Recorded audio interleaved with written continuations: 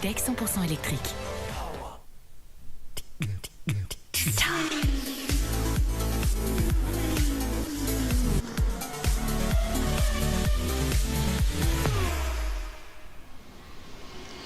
La nuit est tombée sur Singapour à 20 minutes de la deuxième séance d'essai libre du 17e rendez-vous de cette saison de Formule 1. Et oui, il ne reste plus que 6 courses à disputer. La F1 a quitté l'Europe et retrouve ce paysage, ce décor spectaculaire de la ville de Singapour après 2 ans d'absence au calendrier. Bonjour à tous, bonsoir à vous Franck. Bonsoir Laurent, bonsoir à tous. Bonjour Ici dans la nuit de Singapour avec une séance qui s'annonce beaucoup plus révélatrice des forces en présence et puis surtout pour la suite du week-end car la qualif et le Grand Prix auront lieu de nuit bien évidemment. Ouais, et puis le gros avantage aussi c'est que pendant cette première séance tout le monde a nettoyé la piste. On est quand même en plein milieu de la ville. C'est un circuit qui a jamais roulé depuis 2 ans maintenant, donc c'est vrai que c'était très poussiéreux, beaucoup de glissades ce matin et puis on a surtout bien nettoyé, bien gommé la piste. Donc maintenant vraiment on va voir ce que ça donne avec les Formule 1, avec les nouvelles Formule 1 sur le circuit de Singapour. Nous allons retrouver aux commentaires comme ce matin Julien Febro accompagné de Jean-Louis Moncey. Jean-Louis est là d'être avec nous et de partager toute sa science de la Formule 1 et toujours là Jean-Louis. Ici il a vécu le premier Grand Prix de Singapour de nuit, c'était en 2008. On revient très vite vers vous monsieur, mais d'abord on revoit les images les plus marquantes de la première séance et le meilleur chrono réalisé par Lewis Hamilton. Pour la première fois de la saison, Lewis Hamilton, meilleur temps d'une séance d'essai, Franck. Et oui, il est vite Lewis Hamilton sur le circuit. Rappelez-vous la pole qu'il avait réalisée sur le circuit de manière absolument incroyable. On est sur un circuit clairement où le pilote peut faire un enfin le retour de la F1, ouais, ça fait longtemps, effectivement. Compliqué d'aller faire la pole, mais on arrive ça fait plaisir de voir Jean-Louis Moncey aussi. Il y a 23 virages ici, on n'est pas à Monza, on est sur un circuit vraiment où ça tourne tout le temps. Il faut vraiment placer ses roues au millimètre. C'est Verstappen qui a été aussi très vite ce matin, qui est tout de suite d'emblée de jeu a mis une référence. Après il a été un petit peu moins vite sur la fin de séance, mais il a roulé avec des pneus médiums. Bref, les forces en présence sont bien présentes. On a Ferrari, Red Bull et Mercedes. Et on a Lance Stroll qui a touché le mur à la sortie du virage 4, Franck. Et des petits dégâts sur l'Aston Martin. Ouais, attention quand même. Hein. J'attends de voir la suite des événements. On sent que il a fait le meilleur tour, mais c'est un peu, on va dire, un peu sorti de son chapeau. Il a fait un gros tour, j'ai l'impression, mais est-ce que c'est vraiment la performance de la voiture, sachant que Russell était à 1 seconde? Ça m'étonne un peu quand même. On verra la suite. Excellent 7ème, on va y revenir. Gasly 9ème, juste devant Alonso. Et sur la deuxième page, sans surprise, on retrouve les 4 pilotes qui découvrent Singapour en Formule 1. Tsunoda, Joe Schumacher et Latifi à la fin du classement. On a bifurqué Franck vers le stand de la voiture numéro 1, celle qui aura vraisemblablement encore le numéro 1 l'année prochaine, parce que Max Verstappen, pas sûr de ça, hein, les significatifs, je sais pas. 5 succès consécutifs, série en cours. Encore une fois, calmons-nous, ce sont que des essais libres.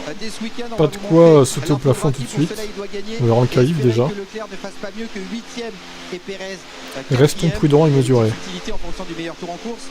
Finalement, il sera champion. La question c'est de savoir quand. Et parce que là, si Mercedes fait 12 et 13 ou 10 et 11 aux EL2, on va dire merde.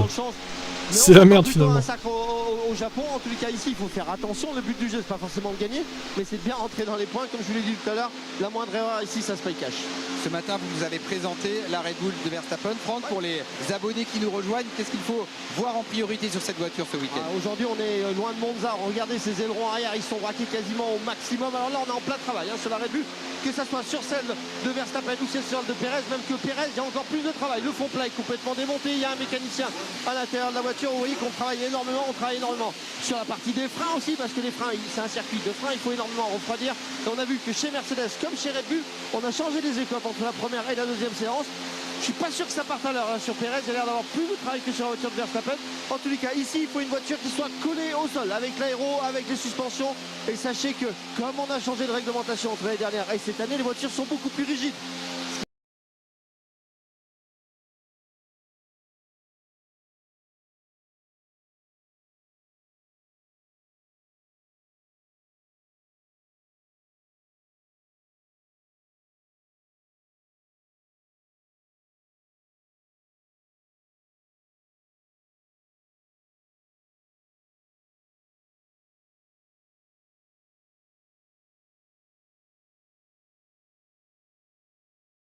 Mais pourquoi ça s'est coupé? Oh là là, insupportable!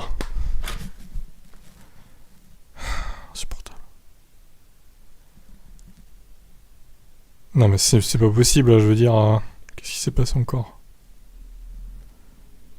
Technical issue, ouais, super. Non, ce n'est pas normal. T'aimes bien le circuit de Singapour? Oui, ça va. En 2019, Franck, on va remontrer les Heureux à images toi, du D'Angelo. dernier Grand Prix Salut, de Singapour Gérald. qui s'est déroulé, puisque les deux suivants avaient été annulés à cause de la pandémie, et surtout de cette petite bouderie de Charles Leclerc sur le podium, parce que grâce à la stratégie de Ferrari, c'est Vettel qui avait gagné ce jour-là.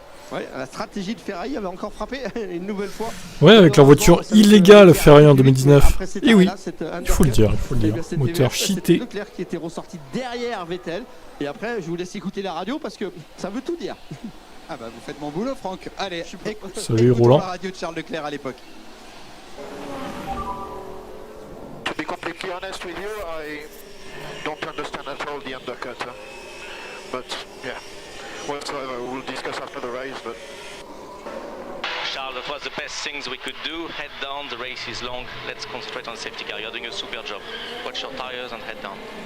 yeah, my head is down and it will be down until the race. I just want to let you know my feeling. I won't do anything stupid. It's not my goal. I want us to finish 1-2. I just think it's not fair. But yeah, this won't change. I won't be stupid, don't worry. Il aura peut-être sa revanche cette année, Charles Leclerc, parce que la Ferrari n'est pas la meilleure voiture sur l'ensemble. Je ne ferai rien de stupide, je veux un doublé de Ferrari. Il l'a montré à Monaco, il a montré à Bakou, il aurait pu gagner à chaque fois. Il est performant. Il est performant, je vous l'ai dit tout à l'heure, c'est un circuit quand même qui favorise le pilote. Donc potentiellement, on sait que Leclerc adore les circuits en ville, il adore flirter avec la limite, donc il peut jouer quelque chose. La revanche contre Vettel, je pense qu'il n'y a pas de souci. On voit que sur la Ferrari, regardez, on est en train de rajouter un petit peu d'appui. Je vous l'ai dit tout à l'heure qu'il fallait de l'appui. Ce matin, on roulait avec l'équerre qui est juste à l'extérieur, mais non, on vient de la rajouter sur le devant. Ça permet d'avoir un petit peu plus de grip. Et encore une fois, regardez, on va remonter sur la voiture. On a les freins qui sont à découvert, on est en train de faire une purge des freins. Les freins ici, c'est vraiment la clé pour aller vite. À 15 minutes du début de cette deuxième séance d'essai libre, on attend encore Charles Leclerc dans son garage. Eh bien, je vous propose en attendant donc, de l'écouter hier à notre micro avant d'aborder ce week-end à Singapour. Non, je suis très heureux de revenir ici parce que c'est un de mes circuits préférés. Avec Monaco et Bakou, c'est des circuits en ville et j'adore les circuits en ville. Et c'est aussi une piste qui est très compliquée physiquement, en tout cas une course très compliquée physiquement, en plus ça très long. Mais bon voilà, j'espère qu'on sera aussi compétitif qu'en 2019. Les voitures vont se préparer, elles vont être montées. La nuit est tombée à Singapour. Donc dans un peu moins d'un quart d'heure maintenant, le début de cette séance. Les 1600 projecteurs sont allumés sur ce circuit. Et on retourne chez Mercedes, Franck, pour ouvrir une page plus complète sur l'écurie allemande qui semble retrouver un niveau de performance assez adéquat, assez impressionnant pour peut-être décrocher enfin une victoire cette année. Vous savez qu'ils ont fait la pole à Budapest, c'est un circuit, un tourniquet. Ici, on est sur un circuit technique aussi avec beaucoup de virages lents. On sait que la Mercedes apprécie grosso modo ce genre de tracé. Et puis après, rajouter un Lewis Hamilton qui adore ce circuit, qui avait réalisé une pole position absolument magistrale il y a quelques années.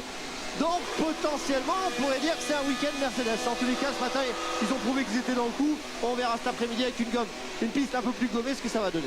Alors il y a Hamilton d'un côté du garage, il y a Russell que l'on attend de l'autre côté, parce que pour l'instant, le meilleur pilote Mercedes au championnat, c'est Russell. Regardez, il est même pas si loin de la deuxième place. Il n'a que 16 points de retard sur Leclerc, 9 points de retard sur Sergio Pérez. Alors est-ce qu'il pourrait viser la place honorifique de vice-champion du monde?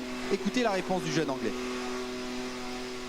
I mean, I've got ambitions to win. I don't have an ambition to finish P2 in the championship. I think it doesn't really. Nobody remembers who finishes second. So you give me a choice: win a race this year and finish P4 in the championship, or don't win a race and finish P2. I choose to win a race. So obviously, if we manage to finish P2 and in the drivers and the teams, you know, that's definitely an added bonus, and probably more focus on trying to beat Ferrari in the team's championship, as that would be a big boost for us over the winter. George Russell rêve d'une première victoire en Formule 1. Lewis Hamilton pense-t-il pouvoir décrocher une 104e, ou bien va-t-il terminer cette saison 2022 pour la première fois de sa carrière sans le moindre succès? Est-ce que ça l'inquiète? Il nous a répondu hier. I don't have any worries. If I don't win a race this year, I'm not going to be worried about that. We will win a race again at some stage. If it's not in these 6 races, we'll try the 7th. If it's not the 7th, we'll try the 8th. And that's the name of the game. that's something I think I've really learned this year. You don't worry about stuff you can't control.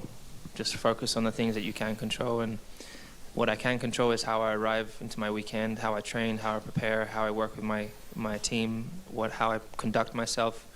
Those are the things that I can control. The time I spend with my family, the times I spend with my friends, but all the other stuff, it's who knows what's going to happen. So why worry about it? Just go with the flow and enjoy it. Enjoy the experience. So that's what I'll do. Franck, est-ce que tout le travail de Mercedes en cette fin de saison va vraiment être utile pour l'année prochaine? Oui, heureusement, c'est important d'ailleurs. C'est ce qui se fait dans les grosses écuries. En fait, ils ont le luxe et le potentiel de travailler pendant la saison, déjà sur l'année d'après. Là, ils ont quand même Lewis Hamilton, cette fois champion du monde, donc il y a un gros palmarès, c'est surtout un bon feedback. Ils ont George Russell qui raye les dents, le parquet avec les dents, donc forcément ça aide à progresser et à aller de l'avant. Maintenant, est-ce que le package sera au top l'année prochaine? Ça c'est une grosse question. Cette année ils sont un petit peu loupés, et malgré le fait qu'ils se soient loupés, je rappelle que George Russell quand même il rentre à chaque fois dans les 5 premiers, donc c'est quand même assez extraordinaire. Alors on redescend l'allée des stands, regardez là sur le muret de McLaren, on a Lando Norris qui est en train de travailler et d'étudier certaines courbes avec son ingénieur, et juste après McLaren, il y a Alpine. On sait les deux écuries engagées dans une lutte très serrée pour la 4e place au championnat. Pour l'instant, Alpine a 18 points d'avance sur McLaren et apporte des nouveautés, comme nous l'explique Esteban Ocon. Oui, normalement on devrait avoir une bonne update sur la voiture. Ça devrait fonctionner dans le bon sens. L'équipe a encore fait un travail exceptionnel pour pouvoir amener des pièces comme on le fait souvent et gagner de la performance. Donc on espère que ça va nous donner un boost, mais il faudra attendre vendredi pour qu'on comprenne et qu'on voit ce que ça donne. Cette voiture progresse, Franck, c'est vrai que ce matin, meilleur des autres, un 7e chrono, Esteban Ocon. 7e chrono avec un Alonso qui avait un problème avec une fuite d'huile, je crois, donc qui l'a empêché de progresser, mais qui était 3e au moment où ça s'est arrêté. Bref, la progression et les développements de la voiture fonctionnent très bien. Un nouveau plancher sur cette voiture qui pour l'instant apporte le gain qui était escompté. Donc c'est très bon. Ouais, après il a passé la majorité de son temps en 16e, je crois. Ça risque d'être une belle équipe de France. Donc attention à pas se réjouir trop vite. Actualité statistique chez Alpine en passant juste j'attends de voir ce que donne les L2 déjà. Fernando Alonso qui va devenir dimanche le recordman du nombre de grands prix disputés en Formule 1, 350e Grand Prix. On revoit je pense qu'il était plus vite que les autres. Sa carrière débutée en mars 2001 avec la Minardi en Australie. Puis il y a eu bien sûr Franck les 2 titres avec Renault. Vous étiez membre de l'écurie, pilote d'essai. Et puis c'est allé jusqu'à sa dernière victoire en 2013 avec Ferrari, il y a quasiment 10 ans. Il y a quasiment 10 ans, c'est assez dingue.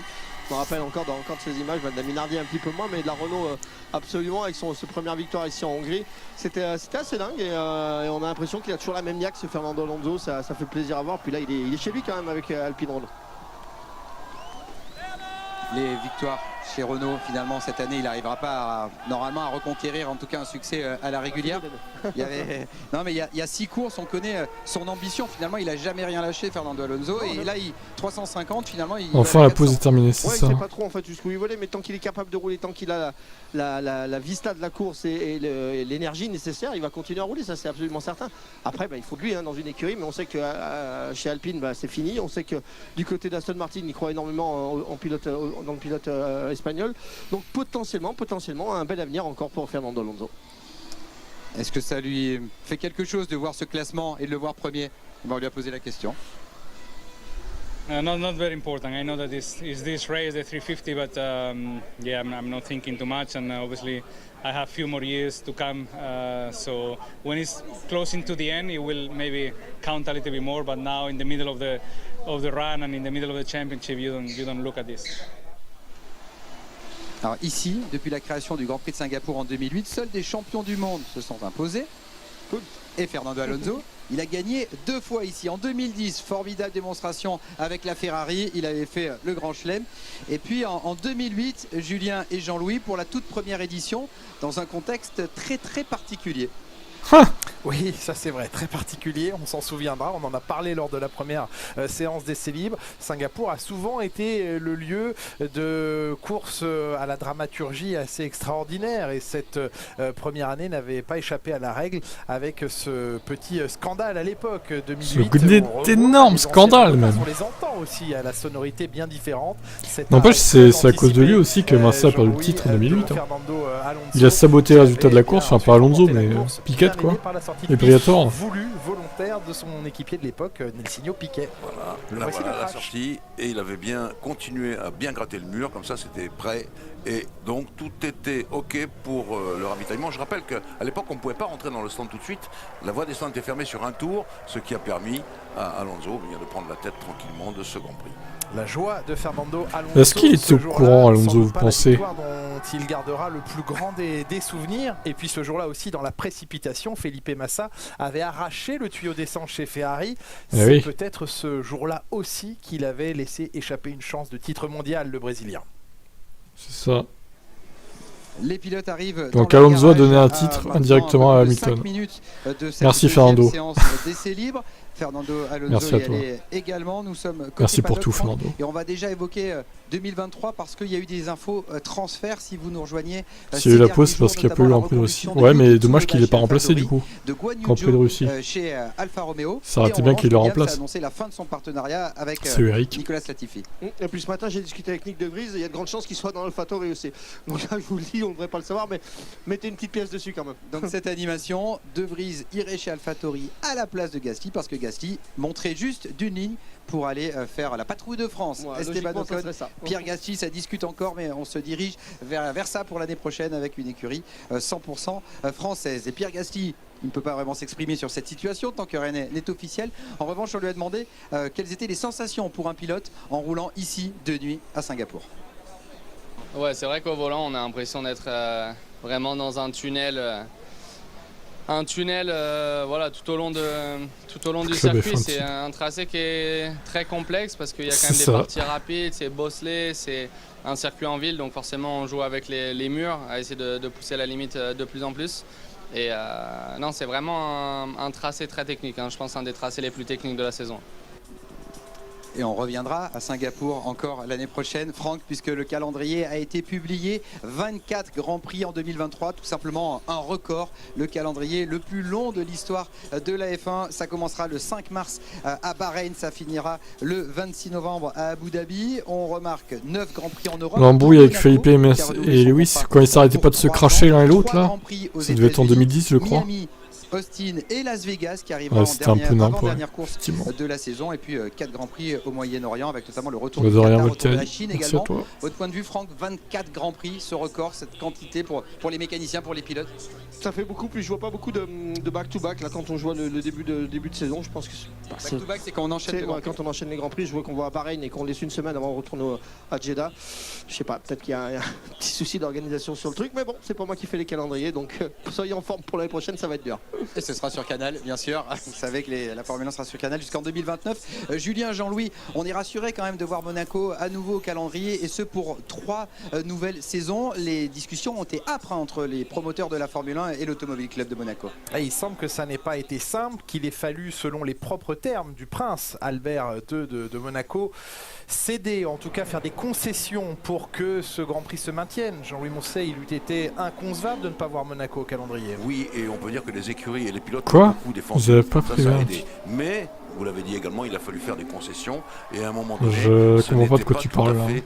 Le Monaco n'entrait pas tout à fait dans le cadre de la F1 classique. Ils avaient leurs propres habitudes, leur propre publicité, et tout ça gênait un peu les Américains. Mais enfin bon, on est arrivé à une conclusion, heureusement. Allez, de ce que l'on comprend, Monaco rentre dans le rang et contraint au format américain voulu par Liberty Media sur beaucoup de paramètres extrasportifs. Pour les passionnés que vous êtes, la seule chose qui compte, c'est que Monaco soit bien au calendrier dans les années à venir. Et un Grand Prix facilement accessible pour tous les Français, puisque disparition du Grand Prix de France l'année prochaine. À 2 minutes du début de la séance, Franck, un petit coup d'œil à ce paddock complètement artificiel, mais quand même bucolique, joliment arboré. floral, non, comme on dit. Ouais, floral si vous voulez. Non, c'est vrai que c'est très très joli, c'est très sympa de venir ici, surtout qu'en France il fait un petit peu plus frais. Ici on est bien, il fait chaud, c'est agréable. Le seul petit bémol quand même, c'est d'avoir des clims absolument partout sur les extérieurs pour rafraîchir l'air. S'il fait trop chaud à Singapour, et ben qu'on aille rouler ailleurs ou qu'on vienne ici à un autre moment. C'est clair, il a raison. Un petit peu mieux pour l'écologie. Ça serait plus logique. Il y a des clims extérieurs, non mais vous y croyez à ça? Et on en voit derrière eux, regardez. Des gros trucs là, c'est des clims. Mais putain, c'est honteux quoi. Des monoplaces pour détailler techniquement ce qui se passe. Quel scandale. Julien et Jacques, non, Julien et Jean-Louis. J'étais sûr que je le fais. Parce que là, direct, ça va dans l'air. Là, la clim, elle va dans l'air, mais ça n'a aucun sens. C'est une honte. C'est une honte. C'est un scandale écologique, c'est compris en fait. Singapour pour accueillir cette deuxième séance d'essais libres dans quelques instants. Avec vous, Jean-Louis Moncey, on est tellement heureux que vous soyez pour les abonnés de Canal+ présents aujourd'hui sur cette journée. Merci Jean-Louis d'être avec nous, vraiment. Je suis honoré, Julien, je vous l'ai dit. D'abord parce que je retrouve vous, les abonnés de Canal. Je précède Romain Grosjean, ce qui n'est pas rien quand il est au commentaire technique avec vous. Et puis je le dis, ce Grand Prix qui va peut-être nous donner un champion du monde. Allez savoir, c'est un moment très émouvant. À moins que Lewis Hamilton décide de contrarier les plans de Max Verstappen, de le priver de la victoire. Max Verstappen qui se réfrigérise. Verstappen peut-être pour son premier titre, vu que 2021 ne compte pas avec son budget dépassé, n'est-ce pas? Classique connu de plusieurs Grands Prix, mais particulièrement ici à Singapour. Les gilets réfrigérés. Pour lui, on a quand même l'impression qu'il a pris quelques pochettes de glaçons, qu'il les a agrafées les unes aux autres. Mais l'essentiel, c'est que l'effet froid soit respecté. T'as une image dans ta tête, Lewis, l'interview à la fin de la course. Notamment de Jean-Éric Vial, mais c'est pas le seul, qui utilisait des sous-vêtements inifugés, mais imprégnés de... Après oui, ils se sont crachés plusieurs fois l'un à l'autre. Qui donnait un ressenti de fraîcheur sur le corps. Te dire quelle course c'est, de quoi tu parles là, de quelle course tu parles, je ne sais pas. Et heureusement sur cette course, parce que nous l'avons déjà dit. Bref, on s'en fout au pire. On termine souvent très très fatigué. Passons à la séance numéro 2 qui commence maintenant. Et même si on a la chance d'être devant, en tête, c'est quand même un circuit et un Grand Prix très difficile. Fernando Alonso qui a connu un problème de fuite d'huile sur sa boîte de vitesse lors de la première séance d'essais libres. Juste avant lui, vous aperceviez Kevin Magnussen. Vous ne rêvez pas, il est bien le détenteur Kevin Magnussen du record du tour en course sur ce tracé avec un chrono de 1:41.905 au volant de la Haas. Oui, Kevin Magnussen au volant de la Haas a le record du tour en course. 41.9, ça c'est pour le Grand Prix, pour la course du dimanche. Le record absolu du tracé, c'est Lewis Hamilton qui le détient depuis la Q3 2018, historique tour de qualification de Lewis Hamilton qui en 1:36.015 avait signé la pole et ce temps eh bien, a perduré puisqu'en 2019 il n'avait pas été battu. Les pilotes ayant signé les dernières pole positions ici sont Charles Leclerc en 2019, dernière apparition de la F1 au calendrier ici à Singapour, et donc précédé de Lewis Hamilton en 2018, de Sébastien Vettel en 2017, de Nico Rosberg en 2016. Et à l'exception de la première édition Paul de Massa et de la dernière édition 2019 Leclerc, eh bien entre eux, il n'y a que des champions du monde qui ont signé des pole positions ici. Et pour ce qui est des victoires, il n'y a que des champions du monde à s'être imposés dans la cité de Singapour. Voie des stands à 60 km/h, entièrement resurfacée, des pneumatiques médium pour Lewis Hamilton ce matin, ou tout à l'heure, en tout cas en début d'après-midi heure française. Hamilton avait débuté son programme sur de la gomme dure, comme George Russell, même programme chez Ferrari, alors que chez Red Bull, et vous le mentionniez Jean-Louis tout à l'heure, on travaillait beaucoup plus sur la gomme médium. Oui, absolument. Ils ont fait beaucoup de taux, ils ont débarré avec des médiums et voilà, ici il faut quand même essayer cela. Ici Hamilton s'est rangé pour faire un petit test, je dis un petit test de départ, tout simple, c'est facile à gérer. Et puis on va voir quand même, ça c'est la surprise du chef, Julien, on va voir si cet après-midi il est capable, Lewis, de nous réitérer ce tour de combat avec Peter Bonington, dit Bono. Et la voix calme et toujours posée de Peter Bonington. Un garçon extrêmement intéressant. L'homme qui murmure à l'oreille du champion du monde. Pas facile à interviewer parce que Toto Wolff n'est pas très heureux quand on met un micro sous le nez. Je me souviens de ça il y a longtemps. Mais bon, Il y a des gens qui ont le droit de prendre la parole dans les teams et d'autres, on ne veut pas trop les laisser parler. Mais chez Red Bull, c'est un peu comme ça. Heureusement, on a Pierre Vacher chez Red Bull, qui est français. Directeur technique. Directeur technique, issu des universités françaises, comme il me l'avait précisé un jour, et donc c'est quand même plus agréable, c'est plus facile. Sachant qu'Adrien Newey est le directeur technique superviseur moi je l'entends parce que je rediffuse des grands prix de vieilles années là, mais là en 2022 l'entendre c'est bizarre. D'hypercar de route, la fameuse Valkyrie. Non, il est pas viré, hein. Il est temporairement pas là, mais malheureusement il reviendra. Il will back. Jacques. Vendredi c'est aujourd'hui, donc c'est Moncey et Fébro, et demain, à partir de demain, ce sera Grosjean et Fébro.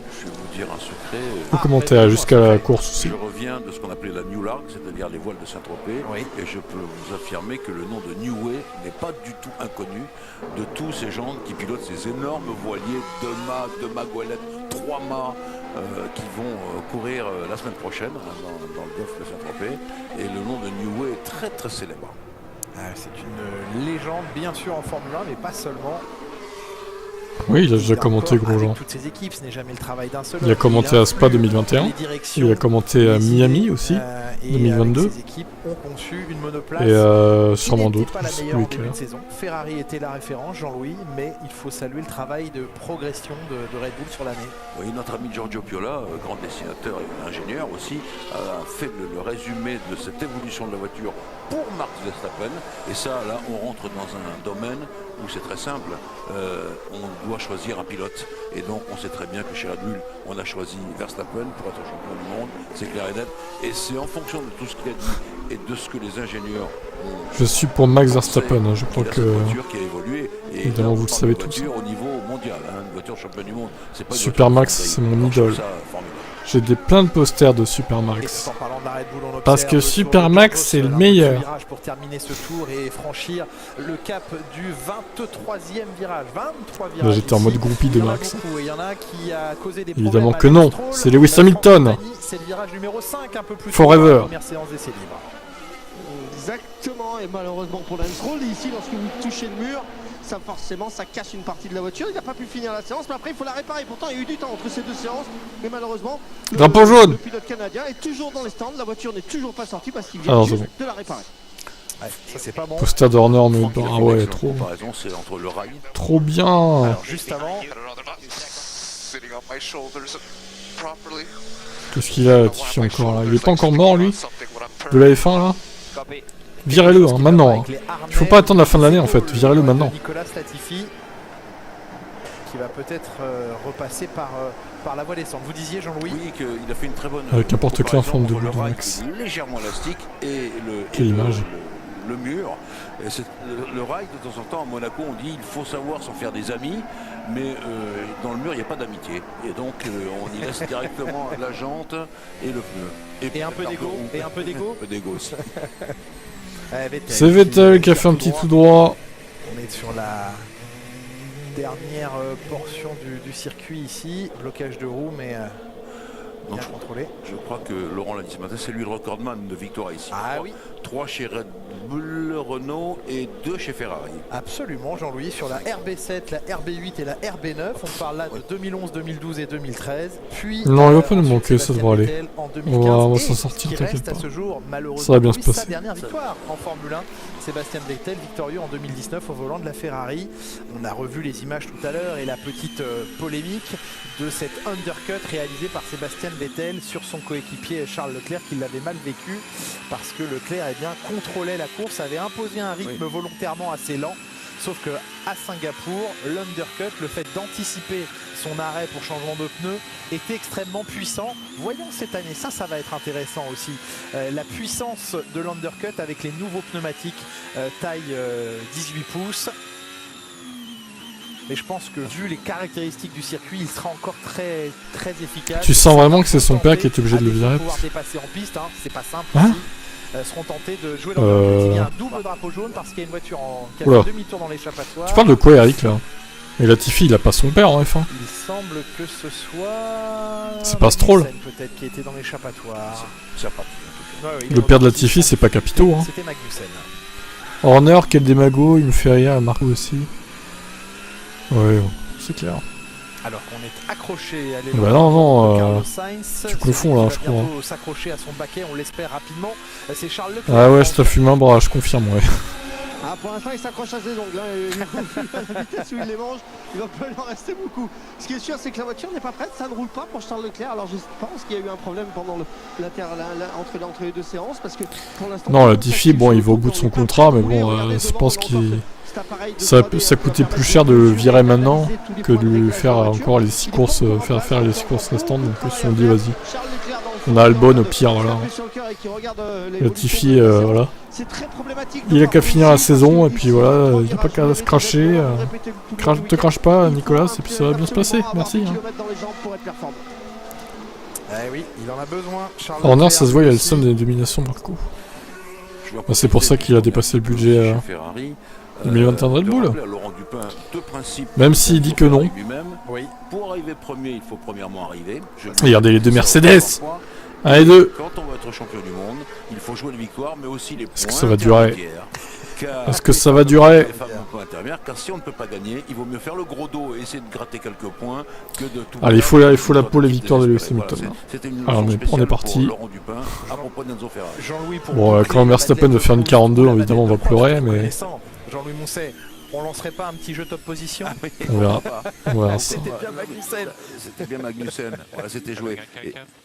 Yeah, that was good. Copy. Wind. Took the escape road. Un peu droit sans conséquence. Il a pris l'échappatoire. Je remarque que Hamilton et Russell sont devant. Donnez-nous les 3 premiers à l'heure actuelle dans cette séance. Non, il n'y a rien à gagner les amis, c'est pour la blague. Hamilton, Russell, Bottas sont les 3 premiers de la séance. Peu de pilotes en ce début de séance sur la gomme tendre. C'est pourtant le moment d'habitude où les pilotes font un tour qualif, mais là, personne en gomme rouge. Et ils sont capables de... Vous pensez, Julien, de mesurer déjà l'endurance? Ah bah visiblement oui. Visiblement oui, parce qu'avec de la médium chaussée sur quasiment toutes les monoplaces, on est déjà sur un travail de dégradation, d'étude de la dégradation. Il n'est pas là. Il n'est pas là, Jacques, qui fait je sais pas quoi. Il fait sa vie, quoi. Tant mieux, ça fait un peu de changement, quoi. Sur les oreilles, on est en train de discuter avec Helmut Marko. Presque la voiture est presque finie. On a l'impression. Alors drapeau jaune encore. On est en train de travailler encore sur la barre anti-roulis devant la barre de torsion à l'avant de la voiture. Bah, c'est Jean-Louis Moncet, Emmanuel. Tu n'as pas reconnu? Tu connais pas Jean-Louis Moncet? On peut voir aussi que chez Pérez. Oh, les gars, vous découvrez la F1 quoi. Loin du compte pour travailler, c'est très étonnant. Vous savez que cette deuxième séance ultra importante pour les pneumatiques, c'est celle. Pourquoi il y a un drapeau jaune encore en général, pour faire les longs runs, pour essayer de comparer les gommes tendres et les gommes médiums, et bien là ça risque d'être beaucoup plus compliqué. Vous pouvez voir encore le capot est ouvert, on est en train de. C'est un très très bon pilote, on l'a vu à Abu Dhabi. Chez Verstappen, en tout cas chez Red Bull, on s'est peut-être un petit peu trompé de réglage. Et à Monaco aussi 2022. Malgré tout le travail qu'on fait en amont. Quelle grosse merde. Il y a eu beaucoup de travail, beaucoup de changements qui ont été faits entre la séance 1 et la séance 2, parce qu'avoir 2 problèmes sur 2 voitures, ça paraît quand même pas trop possible. D'accord, bon bah... Merci beaucoup Franck, effectivement. Tu apprendras quand même que c'est un grand monsieur de la F1, il a notamment commenté chez TF1 à l'époque. Mais tu devais pas regarder... Oh Russell, tu devais pas regarder la F1 à l'époque. Il était venu poser son aileron avant. Hamilton refait le meilleur temps, ouais, pour l'instant. A voir si ça va tenir. Eh oui, George Russell qui dit à Dieu, je ne comprends pas pourquoi ça m'arrive systématiquement. Parce que tu es pas bon, Georges. Il faut le dire hein, maintenant. Il faut dire la vérité. Rendez-nous Bottas. Une voiture assez légère. Hein. Est-ce que la jante est venue? Eh non. La dédicace du champion du monde contre le mur attendra. On n'était pas loin quand même de l'autographe là. Oui. Hamilton, le plus rapide donc en ce début de séance, déjà le plus rapide lors de. T'es pas français, t'as que 23 ans. Alonso à une demi-seconde. Ah ouais, je ne savais pas tout ça. Collé au chronomètre à Alonso. Je pense que je te voyais plus vieux. Qu'il retrouve ses marques et sa confiance assez rapidement. Je te voyais genre à la trentaine, toi. 4e chrono. Et Sainz va mettre tout le monde d'accord d'ici quelques instants. En tout cas, il l'a déjà fait dans les 2 premiers secteurs. Et c'est fait, une 43-710.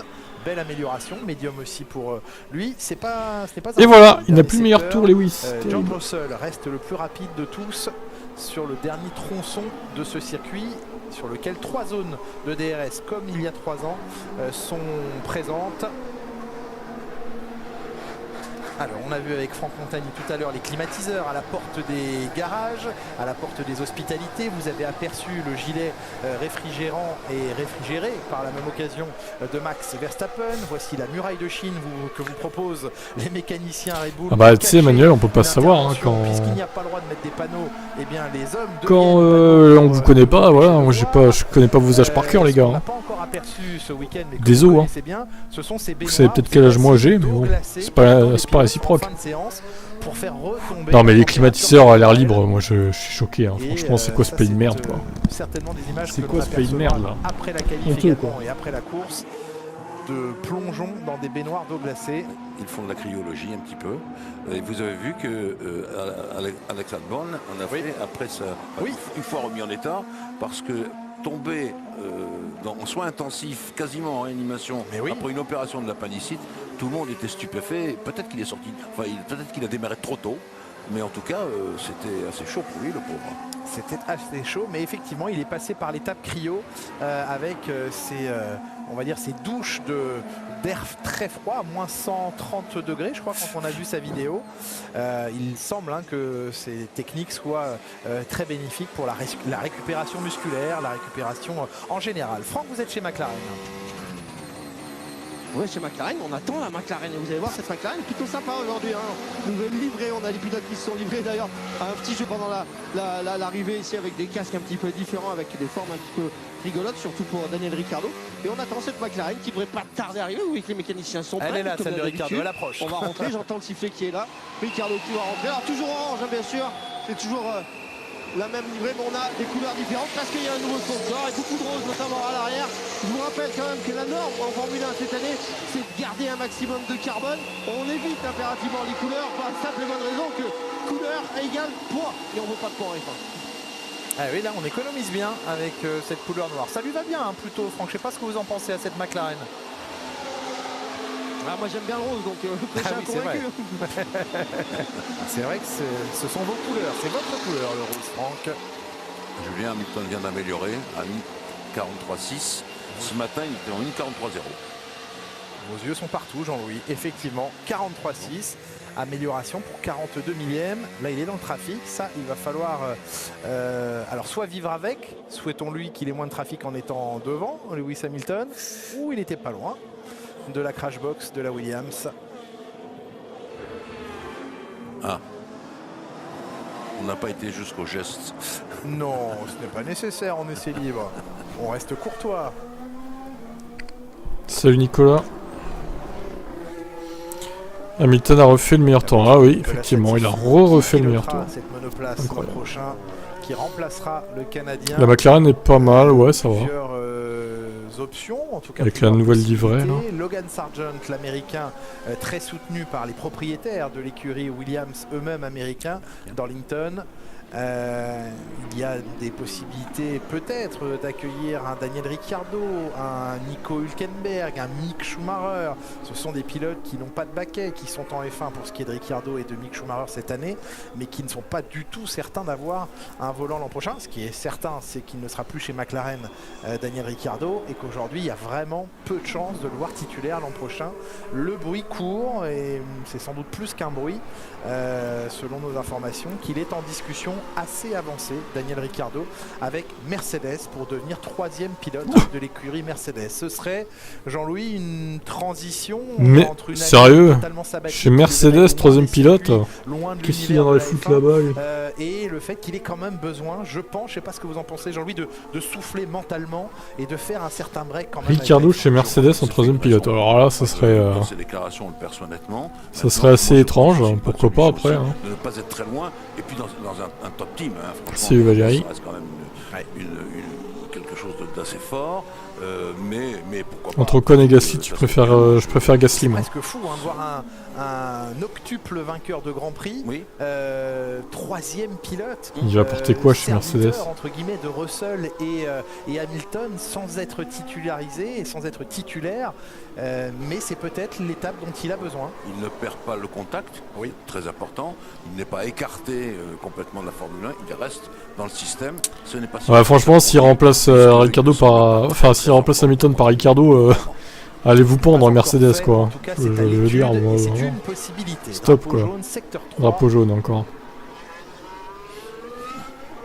Gasly semble-t-il au virage 18. Est-ce qu'il est allé taper avant de rentrer sous le tunnel ou est-ce qu'il repart? Il semble repartir. La marche arrière de Pierre. Donc ça c'est la bonne nouvelle. Double drapeau jaune. C'est Bottas qui va le dépasser. En tout cas c'est dans le petit échappatoire avant de passer sous la tribune.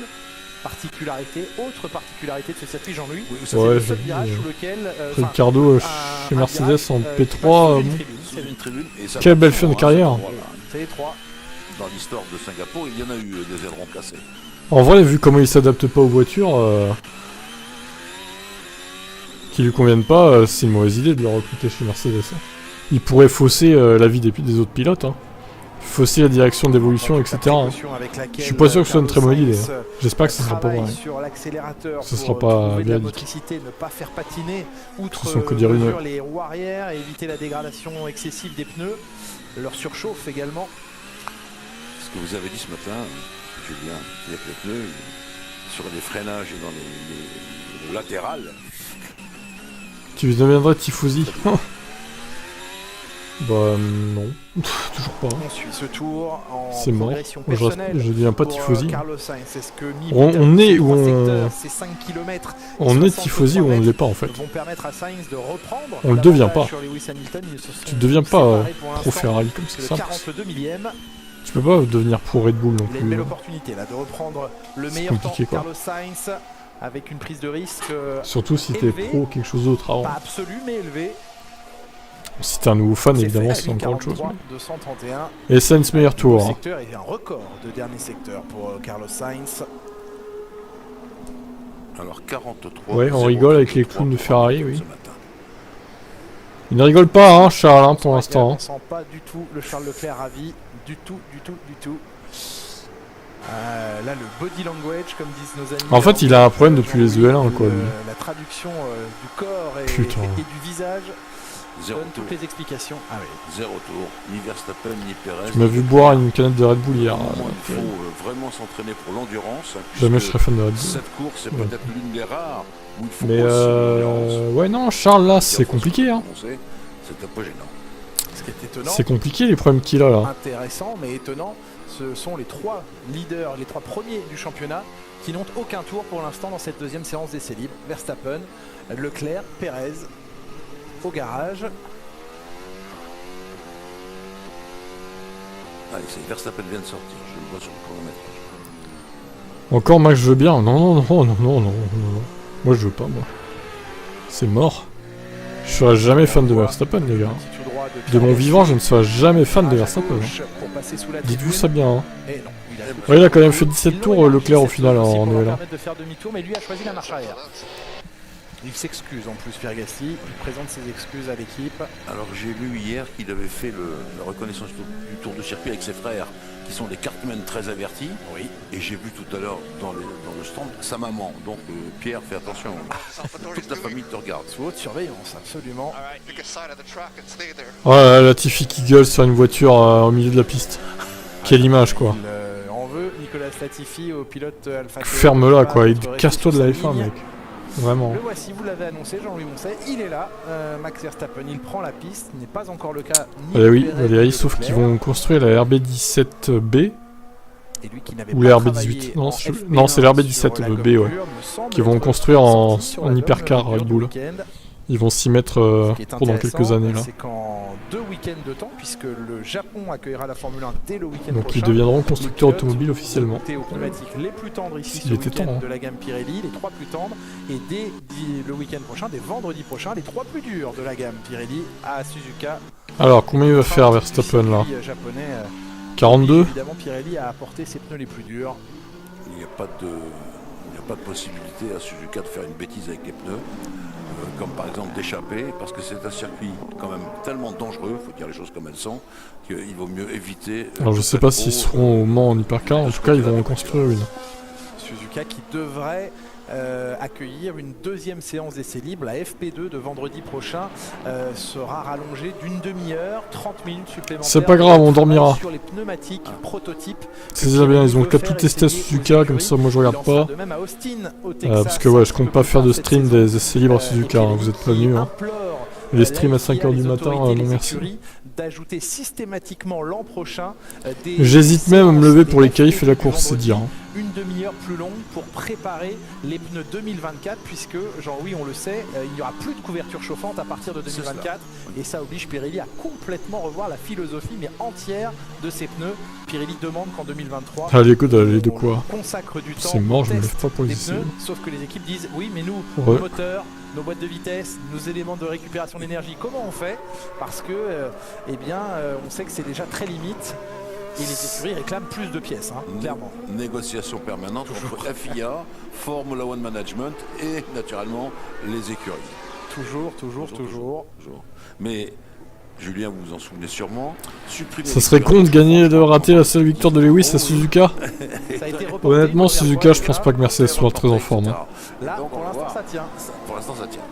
Mais on verra bien, mais bon, j'ai quelques doutes. Qui aujourd'hui maintiennent les pneus à 70 degrés. On a réduit progressivement et on réduira encore la température maximale sous couverture chauffante l'an prochain. On réduit d'année en année de quelques dizaines de degrés, mais passer à rien. Bon, au pire, je regarderai en différé, tant pis. Hein. Forcément, ce ne pourront être les mêmes pneus qu'actuellement. Après, je dis pas que je vais pas me lever, mais bon, on verra en fonction des qualifs aussi.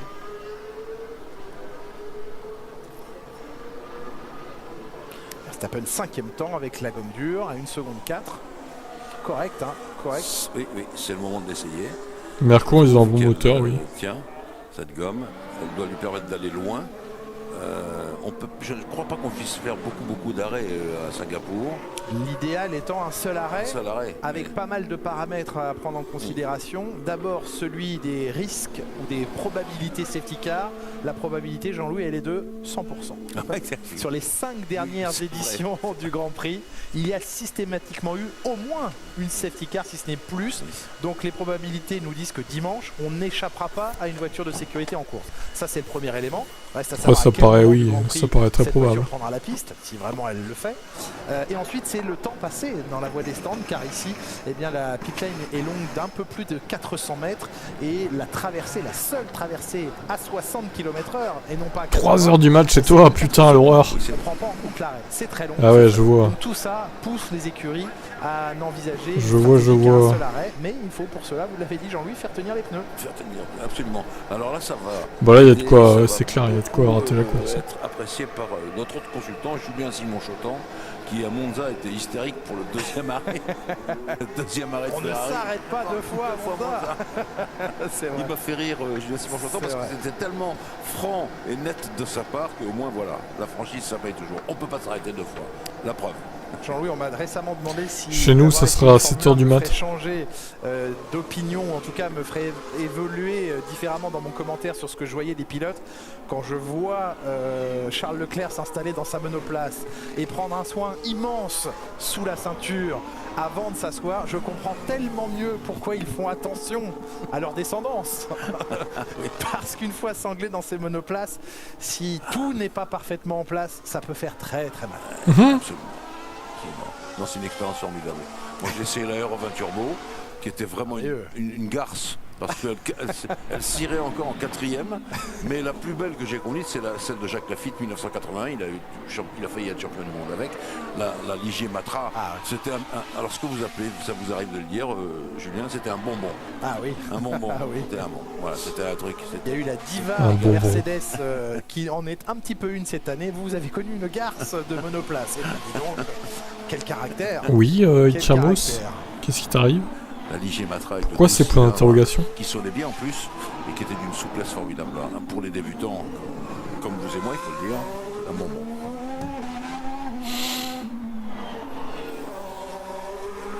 Sergio Pérez prend la piste à l'instant en gomme rouge, nous confie Franck Montagny depuis la voie des stands.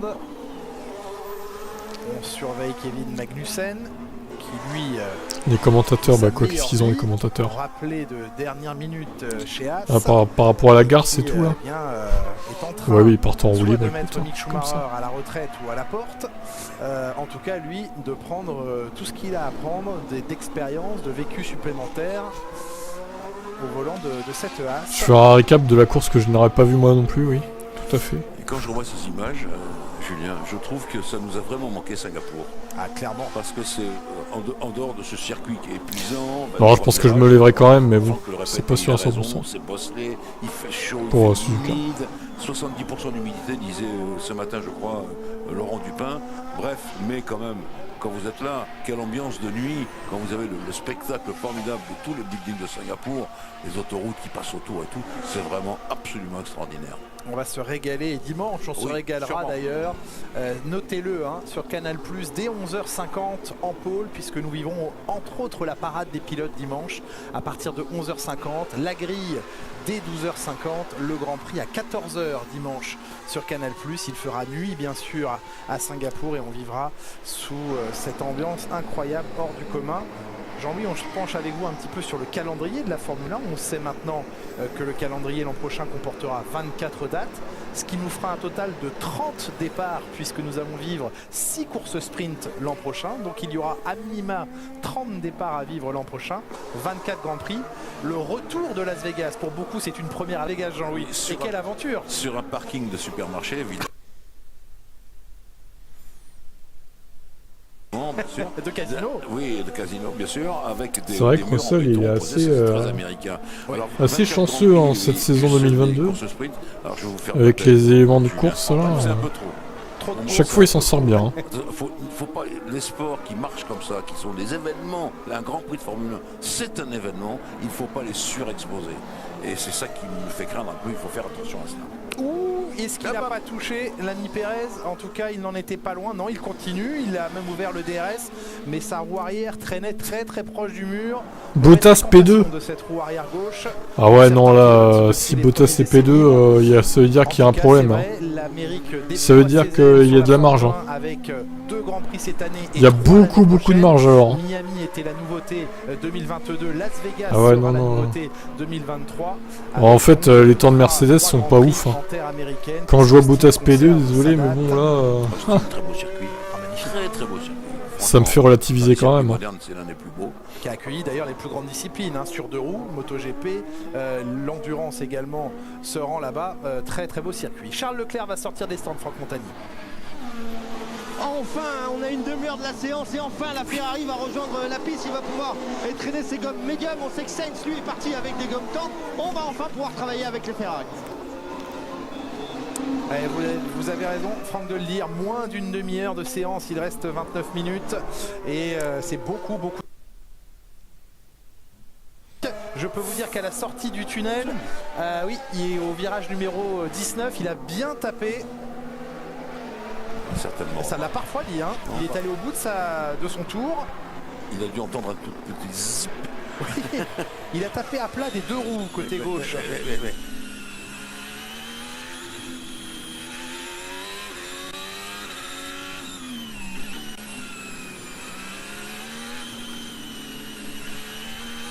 Ici, à cet endroit, pour Pérez, ça ne touche pas pour Sainz, mais ça passe le long du mur. Oh là. Là aussi, petite récupération de pilotage. Elles sont fines, elles sont très fines à piloter là. Sainz qui enfonce le clou. Incroyable, parce que c'est une demi-seconde d'amélioration pour Sainz. Ça y est, il a battu. Mais au même moment, Hamilton, record de premier secteur. 27-8 pour Hamilton dans le premier secteur. Là, les pilotes sont en phase d'attaque. Gomme rouge, bien sûr. Ouais, mais Max, il a de l'essence, c'est sûr. Là, on revoit Pérez. Pérez, il a failli se faire éclater dans le mur quand même. Voilà, il a réussi, il a tapé proprement. Voilà ce qu'on va dire. Sortie de ce virage sous la tribune. Et ça touche avant-arrière. Les deux. Heureusement, ça n'a pas bloqué la roue avant. Esteban Ocon, c'est quasiment la même. Roue arrière également. Et du coup, Franck Montagny rappelle immédiat au stand de la Red Bull. Ouais, la Red Bull, en tout cas, Verstappen, lui qui est bien là, qui est bien présent dans le stand. Ça fait un moment qu'il est dans le stand, pas beaucoup de tours au compteur. Beaucoup de problèmes avec la suspension avant. On sait que c'est pas une partie qui est facile à travailler. Non, mais les bruits qu'il fait, c'est. De changer, de travailler en tous les cas sur les basculeurs, alors qu'il y a d'autres pièces qui arrivent. Regardez sur le train avant. On va remettre un petit peu d'énergie là-dedans, alors qu'on nous demande de nous écarter parce que la Red Bull de Pérez, elle va bien arriver. Et je pensais que c'était déjà Pérez qui avait été rappelé. Non, c'est toujours Max Verstappen. Merci de m'avoir corrigé. Franck, confirmation chez Pirelli que s'il devait pleuvoir à Suzuka ou Austin pour ces fameux tests de prototype, Pirelli basculerait sur Mexico pour effectuer ce test très important. Hein. On sait que les équipes et les pilotes sont toujours prompts à porter certains jugements ou certaines critiques sur les pneus, mais si Pirelli n'a pas l'occasion de tester ses pneus, compliqué de les faire évoluer. Oh là aussi, dis donc. En plus, ils viennent se blottir derrière une petite extraction, un rebord de pneumatique, exactement.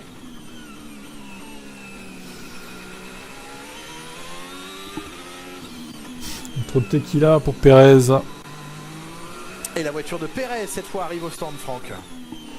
Il est là et regardez bien cette jante, elle a bien marqué en tout cas, que ce soit la jante avant ou la jante arrière, elle est clairement touchée, le pneumatique ça a l'air d'aller, mais on est juste en train de faire un petit changement d'aileron et ça va repartir. On a un petit peu de débris qui sont restés à l'intérieur avec la force centrifuge, il n'y a pas l'air d'avoir trop de problème. Alors Paul Monogal, l'ingénieur en chef, est en train de regarder, pouce en l'air, ça va repartir. Il faudra penser à rendre le ciment du mur aux organisateurs. Hein. Je suis impressionné que. Un petit peu, je vous le ramène. C'est ça, dans un petit sac en souvenir. Je suis quand même surpris qu'une jambe qui est tapée comme ça reçoive le feu vert pour repartir. Solide, mais bon, solide. Ils savent ce qu'ils font. Ah, cette caméra est incroyable, Jean-Louis. Vous avez vu la surprise de trouver quelqu'un à la corde.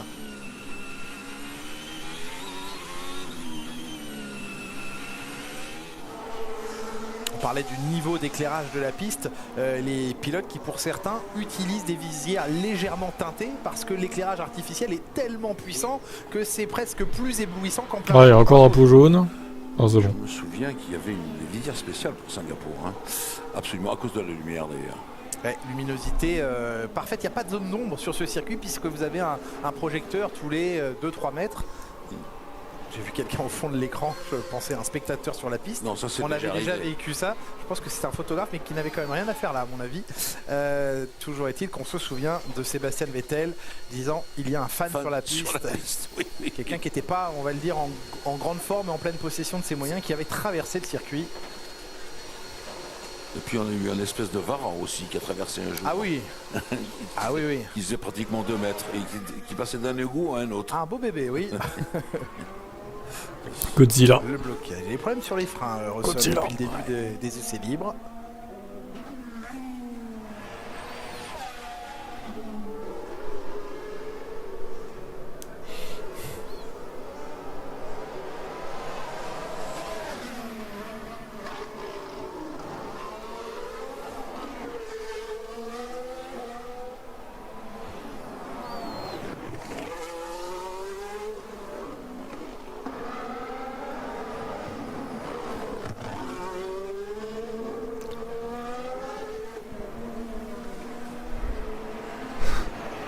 La fin du tour de George Russell qui prend la 2e position, 42,911. Ça se rapproche de Sainz. Un peu moins de 2/10, effectivement, des améliorations sur secteur 2 et 3, mais encore des blocages de roues.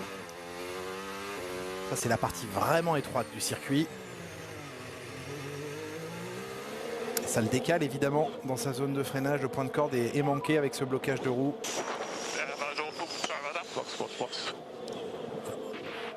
Russell qu'on rappelait au stand, il s'excusait lui aussi, et Bottas tout droit. Ouais, la finlandaise.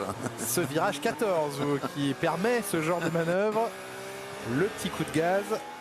Bottas prêt pour les rallyes du championnat du monde. Ah ben bien sûr. Le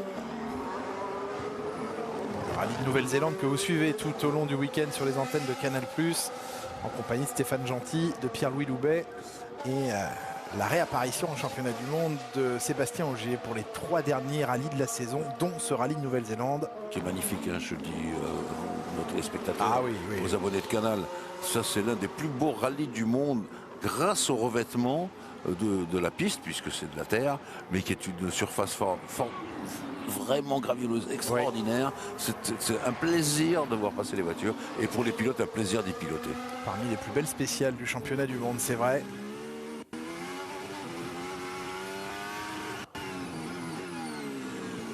Alors Lando Norris qui arbore ce week-end un casque à la décoration particulière. Moi je vois un chou de Bruxelles sur ce casque. On va demander à Franck tout à l'heure s'il n'a pas une info sur le design du casque de Lando Norris. Je pense qu'il est là pour promouvoir le chou de Bruxelles.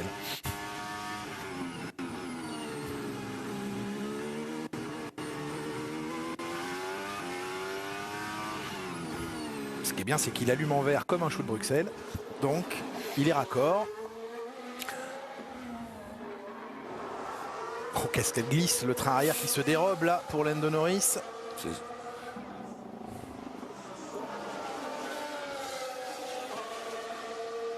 Nous avons Ocon 4e, Alonso 7e. Norris rentre dans le top 10. Norris rentre dans le top 10. C'est bien pour Ocon. Hein. Il y a de nouvelles pièces sur la ligne. Bon, c'est long, hein. De vérifier, encore 21 minutes. Voilà. Les infos usines et les infos pistes, ça a l'air de bien purge fonctionner pour Esteban Ocon, pour Fernando Alonso également. Il y a un petit dixième d'écart entre le français et l'espagnol.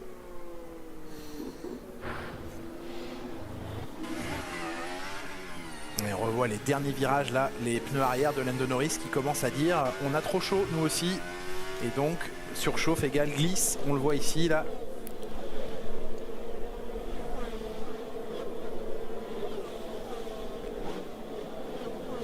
Ouais, c'est souvent comme ça. Les essais libres. Norris associé à Oscar Piastri, donc l'an prochain chez McLaren. On attend, Jean-Louis, avec impatience de voir si la pépite Piastri va se révéler pleinement chez McLaren. Ce petit génie qui a vraiment tout gagné. Et oui.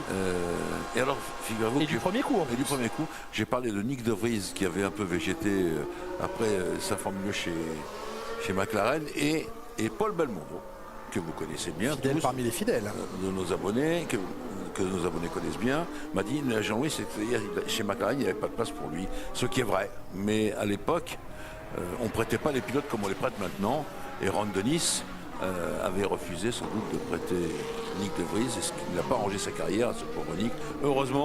Heureusement pour lui, sortie miraculeuse de la Formule électrique, et pas à Monza, il nous fait une démonstration de première classe, et voilà, hop, il est lancé. On attend évidemment son officialisation, mais on peut vous le dire, Nyck de Vries sera bien le coéquipier de Yuki Tsunoda l'an prochain chez AlphaTauri. Tout est question d'annonce maintenant. On va laisser les Ferrari se sont réveillés. Besoin de faire leurs annonces. Oula, il y a un saut rapide là de Pierre Gasly en dehors de l'AlphaTauri. Il a sauté, bondi de sa voiture, alors que Norris est au stand avec vous, Franck. Alors Pierre Gasly a bondi de sa voiture parce que la voiture prenait feu derrière. Il y avait des flammes de 2-3 mètres, mais les extincteurs sont sortis, donc tout va bien. Et le chute Bruxelles. En feu, Pierre. Terrible.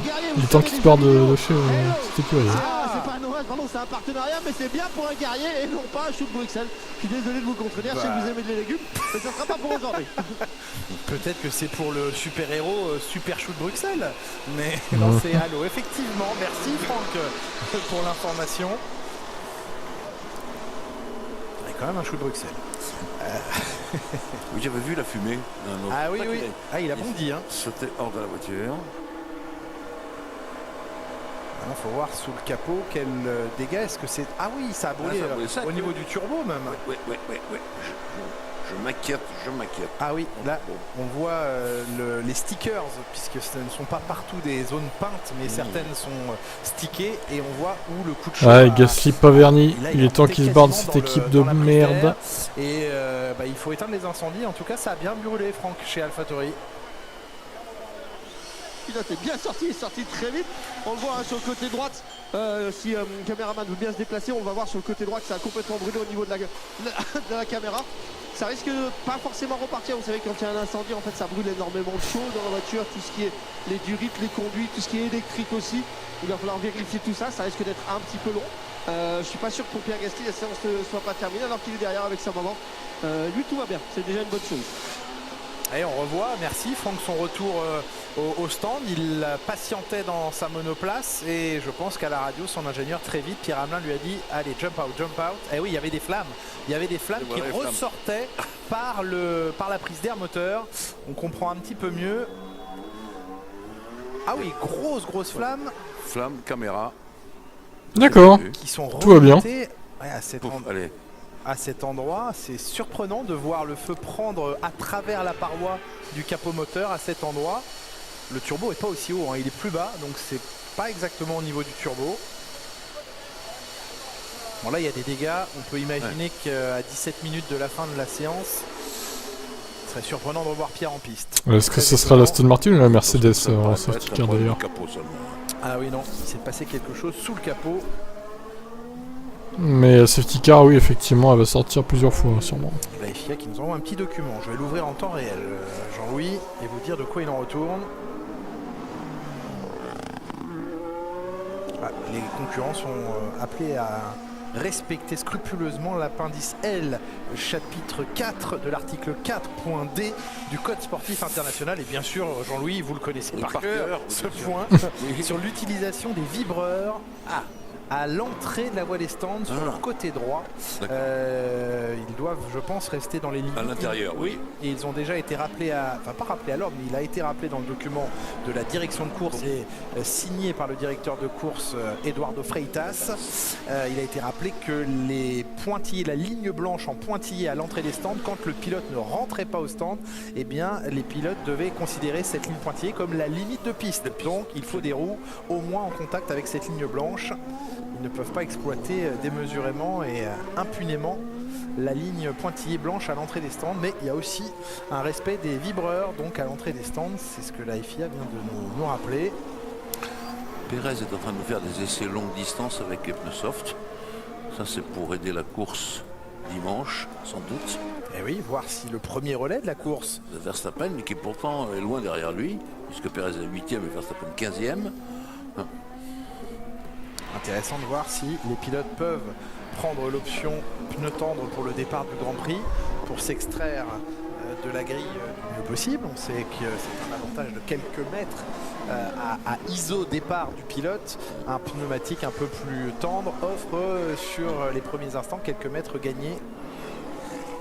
Ceci posé, Pérez s'est imposé à Monaco. C'était même très émouvant de le voir gagner et peut-être que voilà, il y a une ressemblance entre Singapour et Monaco et qu'il se dit après tout pourquoi pas moi. Voilà, là voilà la ligne dont vous parlez. Ouais, la ligne pointillée et les vibreurs également. Alors là, c'est pas des flammes et de la fumée d'incendie, c'est bien du refroidissement pour Max Verstappen qui voit en cette deuxième séance 2 Ferrari et 2 Mercedes aux 4 premières positions. Séance un petit peu plus discrète. J'en sais rien, Mimolette. Dans le clan Red Bull, avec un Verstappen seulement 15e, mais avec très peu de roulage. Pas grand-chose, sûrement. 3 tours seulement pour Verstappen. On revoit encore depuis la caméra embarquée Pierre, les flammes qui sont venues chatouiller le sommet du casque de Pierre Gasly. Voilà, et par la même occasion, la caméra. Éclairage spécifique. Et là, Pierre saute. Ouais, sort vite. Très spectaculaire. On peut bien la sentir, la chaleur dans le cou là, au moment où les flammes sortent à travers. Elles sont même pas ressorties par la prise d'air moteur, elles sont ressorties par les interstices du capot moteur. Et gros coup de chaud à Singapour. Mais surtout, il faut maintenant mesurer l'ampleur des dégâts. Jacques Villeneuve serait là, il vous dirait mieux vaut que ce problème soit arrivé à 20 minutes de la fin de la séance qu'à la première minute de la séance demain. Là, c'est sûr que ça va laisser un peu plus de temps à AlphaTauri d'analyser et bien sûr résoudre le problème et réparer les dégâts. mais c'est quand même une petite chaleur.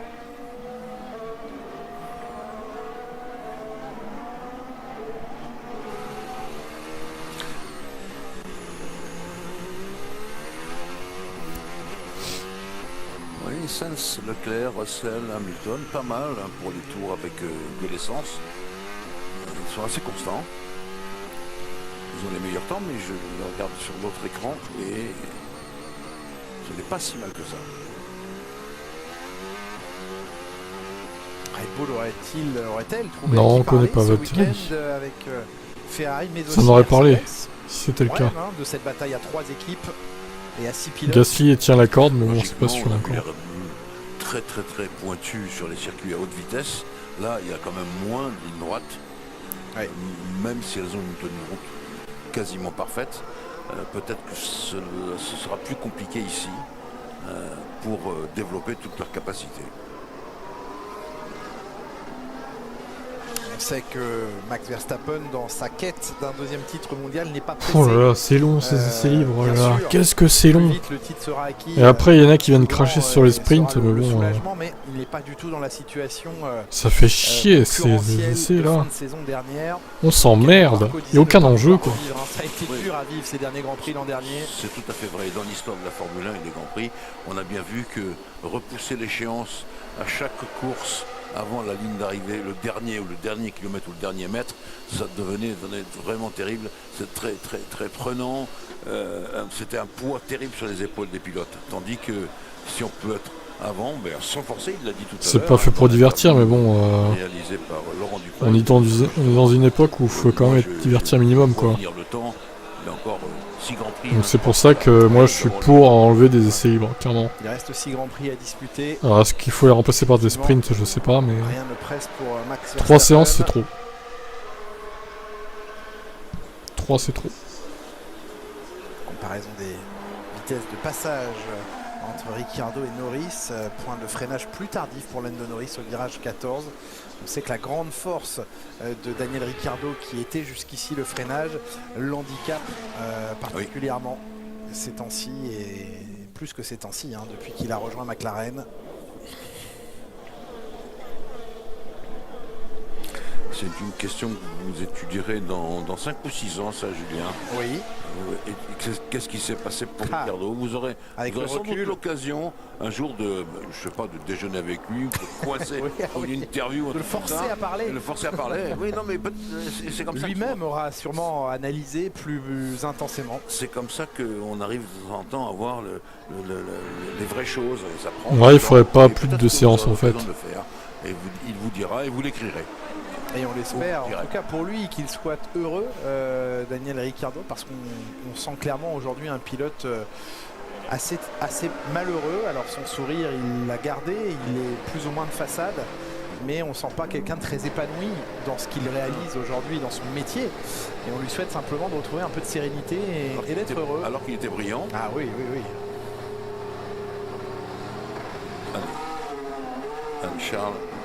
Les pneus neufs pour cette dernière partie de session. Il n'y a pas beaucoup de marge pour sortir du garage avant le muret côté passerelle de commandement. Pneumatique tendre et neuf pour clore le chapitre de cette FP2 d'ici moins de 10 minutes maintenant. Bon, et Mercedes à meilleur temps, s'il vous plaît. Faites-nous espérer là. Sortie assez étroite le long du mur à gauche de la voie des stands. Parce que j'ai envie de voir quand même, puis je stream du coup derrière. Oh là Lewis qui a fait se cracher. Et là les pilotes, j'allais vous en parler, sont priés de respecter tout le chemin. Toi pourquoi tu viens commenter et ouvrir ta gueule? Ouais, bien ramené, bien rattrapé. Violence. Les pilotes qui ne négocieront pas le virage numéro 2, ça c'est le virage numéro 1. Joli drift hein Lewis. Buté de contre-braquage. Magnifique, un peu d'action dans cette séance. Petit coup de chaud.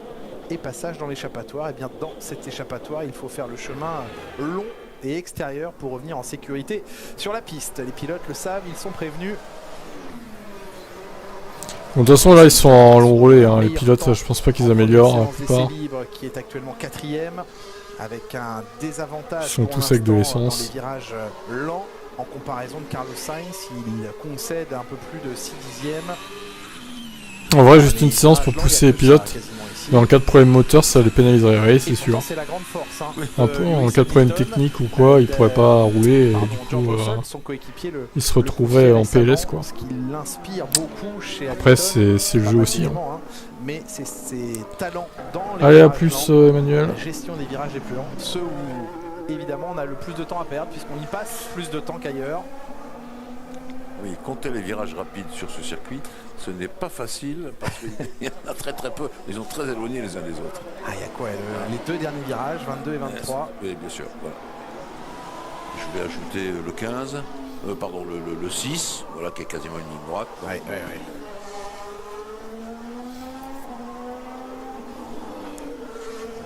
Sainz qui a l'avantage sur son coéquipier, surtout dans le deuxième secteur. Hein.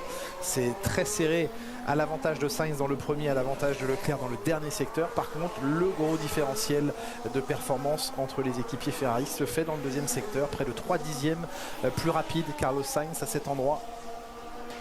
Personne n'atteint les 300 encore. Hein. Deuxième secteur en 39.4. Voyons maintenant sur la gomme dure et dans le casque du Monégasque ce tour, premier tour lancé sur de la gomme neuve.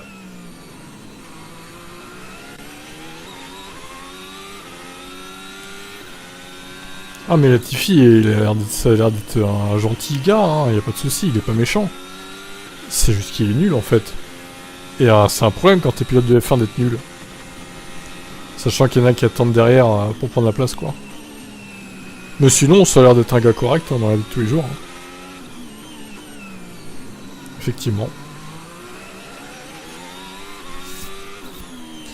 Juste il est pas à sa place en F1 quoi.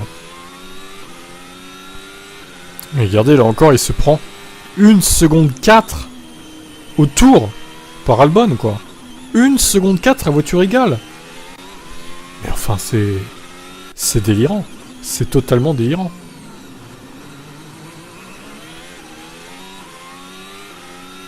C'est plus hype pour les qualifs que pour la course.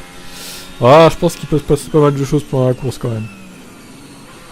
Vu le tracé.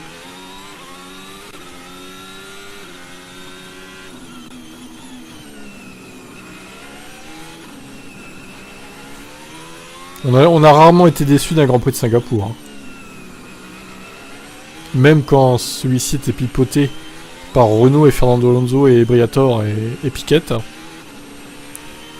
Même à celui-là, on s'est pas emmerdé donc.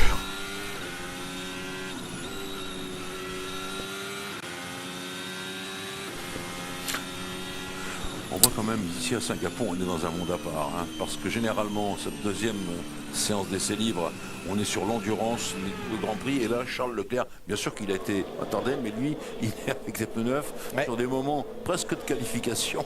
Il vient de nous le montrer à l'instant. Alors, le dernier secteur lui a manqué, parce qu'il avait bien progressé sur les deux premiers.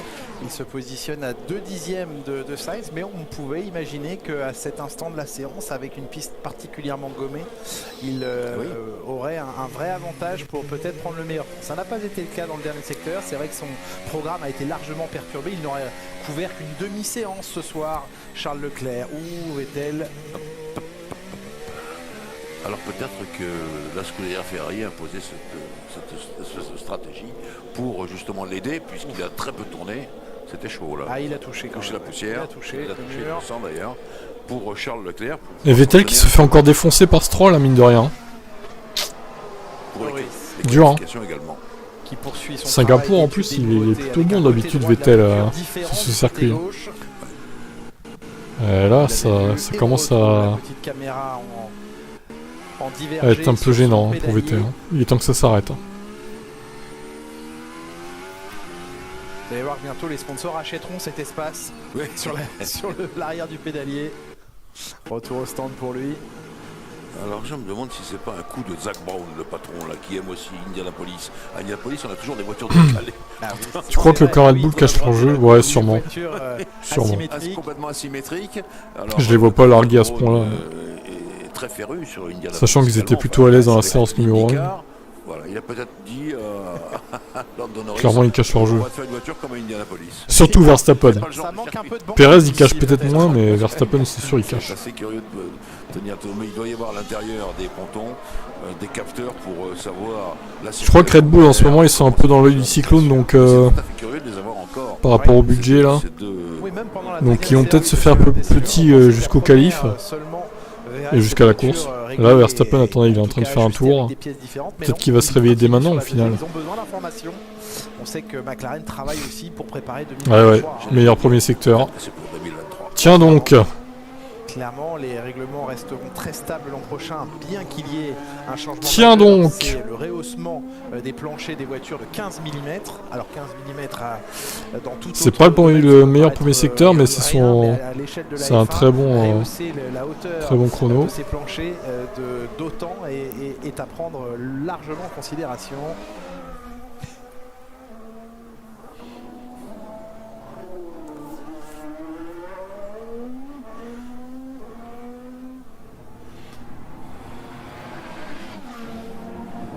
Verstappen est en avance de 7 millième, 007, l'agent Verstappen. 7 millième. Eux aussi, ils soignent les qualifications pour demain à peu près à la même heure, on va dire ça comme ça. Oui, absolument. Alors, ils doivent se dire avec la piste gommée, voyons ce qu'on peut tirer des pneus ultra tendres, des softs.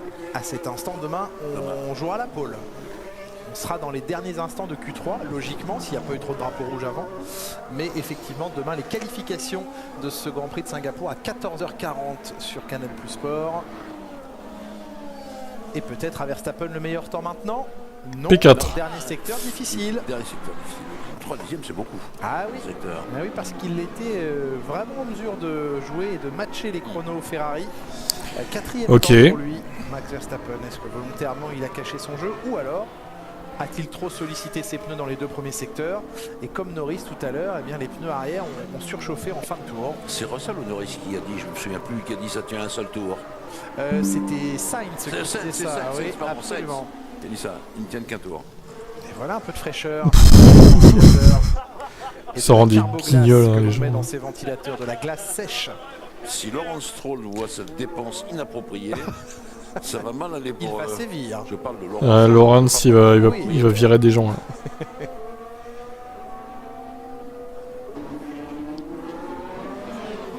Vous connaissez, Jean-Louis Moncey, la demande, la requête, ce n'est pas une exigence, mais une requête formulée par Fernando Alonso en vue de son arrivée chez Aston Martin l'an prochain. Non, vous allez me la raconter. Eh bien, il aimerait, si possible, apparaître dans le film James Bond. Mais ça, il aimerait ça, James Alonso, l'agent Alonso, 008, il aimerait bien, on sait ce qui lie Aston Martin à la firme et à la... Mais en fait, Aston Martin, c'est une marque, ils ont pas la main sur la production, enfin je vois pas... En tout cas, il ne sera plus l'incarnation de l'agent 007. En tout cas, eh bien, il a fait savoir publiquement qu'il aimerait bien faire une apparition dans un prochain James Bond. Et Aston Martin étant la voiture de James Bond, eh bien peut-être y aura-t-il des passerelles et des possibilités. Il pourrait faire le méchant, Alonso. Il pourrait jouer un méchant. Effectivement, peut-être. Dans les poursuites de voitures. Oui, exactement. On a appris récemment par la voix de Lewis Hamilton qu'il avait reçu de Tom Cruise la proposition de tenir un vrai rôle dans Top Gun, le deuxième épisode. Et Hamilton, vu son emploi du temps surchargé de pilote de Formule 1, avait dû renoncer à regret. Mais Tom Cruise lui avait dit, parce qu'il voulait faire une apparition ou avoir un tout petit rôle pour vivre l'expérience du cinéma. Et Tom Cruise avait dit à Lewis Hamilton, je te propose mieux qu'une petite apparition, je te propose un vrai rôle dans le film. Et impossible pour Lewis Hamilton au vu de son emploi du temps.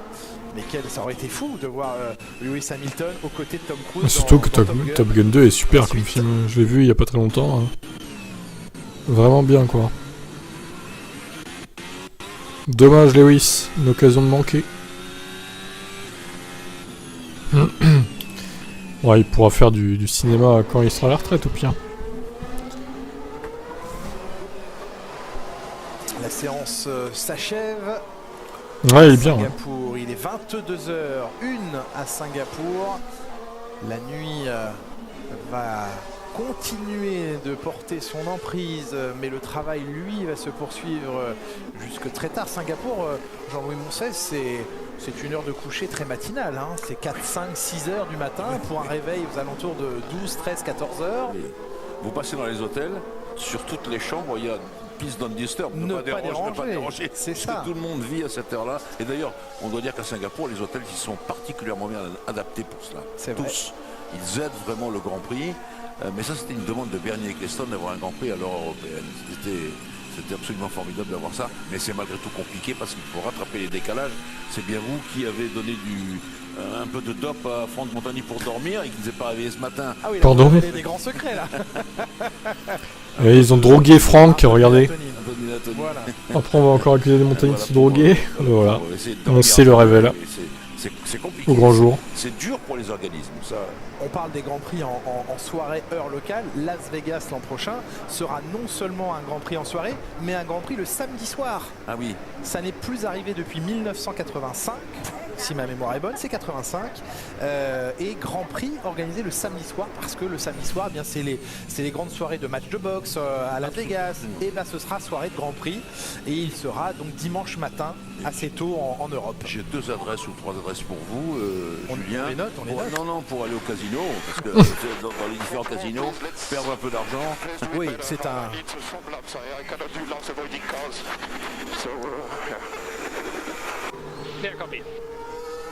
Pas content.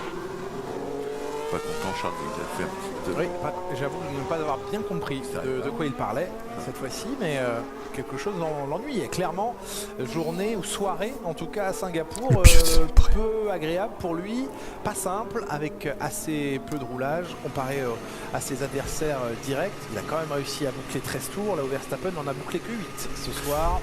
Oui, mais Alonso 26, Sainz 23, ah oui, c'est loin, Russell 25, non 26 aussi, donc... Troisième temps pour Russell après le meilleur temps. Bon, je vais arrêter là moi, ce live. Et on va se retrouver demain pour les EL3 à midi. Et les qualifs sont demain à 15h. Mêmes horaires qu'aujourd'hui en fait. Donc voilà, bah écoutez, Mercedes ça n'a pas l'air trop mal. Hein. À l'issue de cette première journée, il faut voir. Ferrari a l'air bien. Et Red Bull peut-être un poil moins bien que d'habitude, mais bon, je pense qu'ils vont solutionner leurs soucis pour demain, hein, comme souvent. Ils arrivent à faire. Les craintes de Mercedes liées à la piste et au allez, je vous laisse. Bonne fin de journée. À demain. Ne sont pas les plus rapides. Russell est à 3/10 des Ferrari. Hamilton était le plus rapide en FP1. Bon.